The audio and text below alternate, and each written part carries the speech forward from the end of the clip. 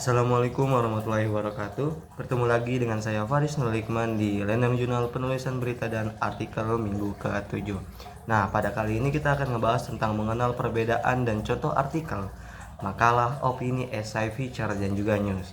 Nah, lanjut aja kita ke pembahasan tentang pengertian artikel. Yang dimana artikel sendiri adalah tulisan yang berisi pandangan individu atau POV yang membahas secara mendalam suatu isu tertentu yang sifatnya itu aktual atau secara langsung atau pada terkini atau kontroversial dengan tujuan memberikan informasi, mempengaruhi dan meyakinkan atau menghibur si pembaca. Nah, terus ada karakteristik artikel. Ya, salah satunya adalah karangan non-fiksi, karangan yang tidak tertentu panjangnya, karangan yang bertujuan untuk meyakinkan, mendidik, atau juga menghibur. Nah, terus menjadi sarana penyampaiannya adalah surat kabar, majalah, dan sebagainya. Nah, wujudnya itu karangan berupa berita. Lalu beberapa jenis artikel itu yang pertama adalah narasi, deskripsi, argumentasi, dan persuasi. Nah, tadi tentang artikel. Sekarang kita akan membahas tentang makalah.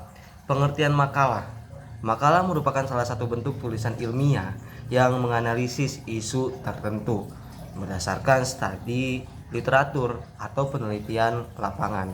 Nah, penyusunannya itu bertujuan untuk memenuhi kewajiban tertentu, baik yang bersifat akademis maupun non-akademis. Nah, ciri-ciri khusus makalah itu salah satunya adalah informasi yang diterapkan memiliki tingkat validitas yang tinggi dan analisis serta penafsiran harus bersifat objektif.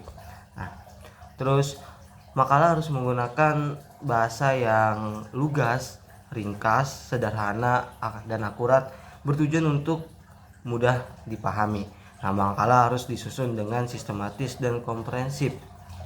Nah, sistematis makalah itu sebagian awal terdiri atas kata pengantar, daftar isi, bab pendahuluan.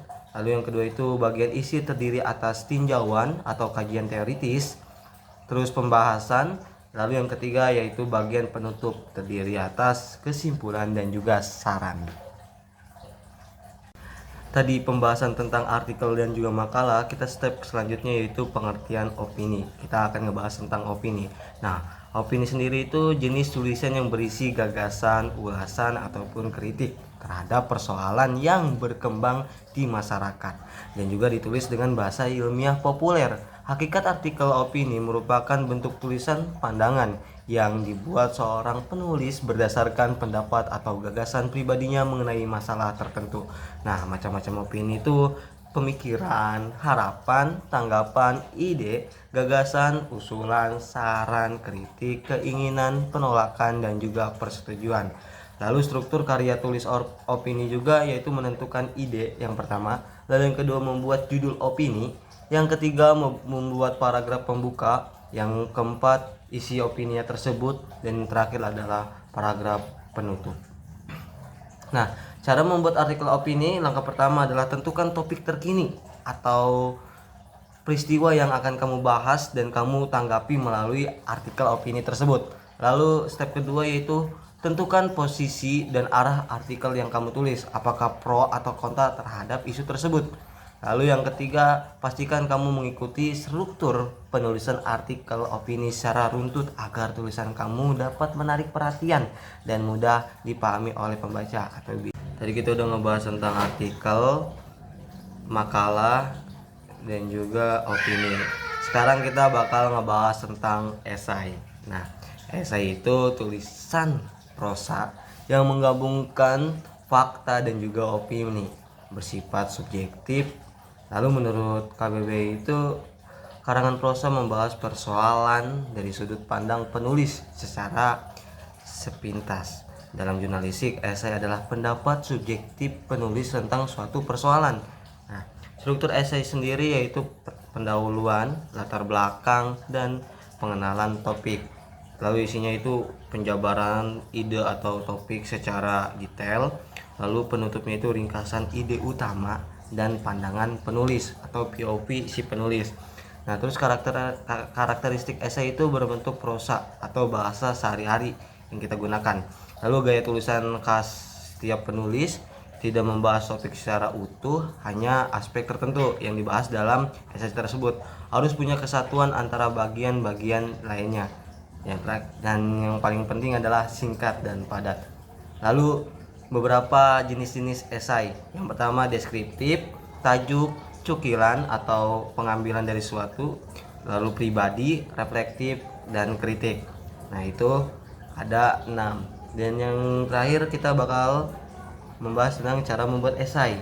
Ya, yang pertama itu tahap pertama atau step pertama itu menentukan topik buat esai tersebut, lalu menentukan tema atau tujuannya, dan yang ketiga membuat kerangka tulisan atau kita biasa disebut outline, dan yang terakhir yaitu mengembangkan tulisannya.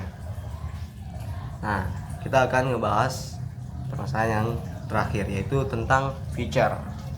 Feature adalah salah satu karya penulisan pendapat yang ringan dan subjektif mengenai objek tertentu. Umumnya tidak berkaitan dengan berita. Feature menjadi salah satu daya tarik media cetak, daring, dan juga TV. Nah, karakteristik feature itu ada faktual, informatif, rekreatif, ringan, kreatif, subjektif, awet, human interest, atau bisa menarik daya pembaca. Nah, terus ada tahapan penulisan feature. Nah, pertama itu menemukan peristiwa dan jalan cerita. Lalu yang kedua itu cek, recheck, dan triple check jalan cerita. Terus memastikan sudut berita atau point of view yang tadi biasa disebut oleh saya POV. Terus menentukan lead, terus intro atau bagian pembuka, dan terakhir itu menulis berita. Nah, jenis-jenis feature itu ada beberapa. Yang pertama adalah feature berita, ya tentang menginformasi suatu isu-isu, itu disebut berita. Lalu feature perjalanan itu kayak kita menyebutkan atau memberitahu tentang pengalaman kita dalam perjalanan tertentu. Sama aja wisata juga memberikan informasi tentang wisata tersebut, budaya, sejarah, profil, dan kuliner. Nah, itu jenis-jenis feature. Nah, selanjutnya kita akan ngebahas tentang pengertian news. Teknik penulisan news itu salah satunya yaitu judul atau headline. Yang kedua yaitu baris tanggal, deadline. Ketiga teras berita yang biasa disebut lead. Dan yang keempat yaitu tubuh berita, body. Dan yang terakhir yaitu kaki berita, leg. Nah, 5 komponen tersebut itu sangat penting dalam penulisan news atau berita.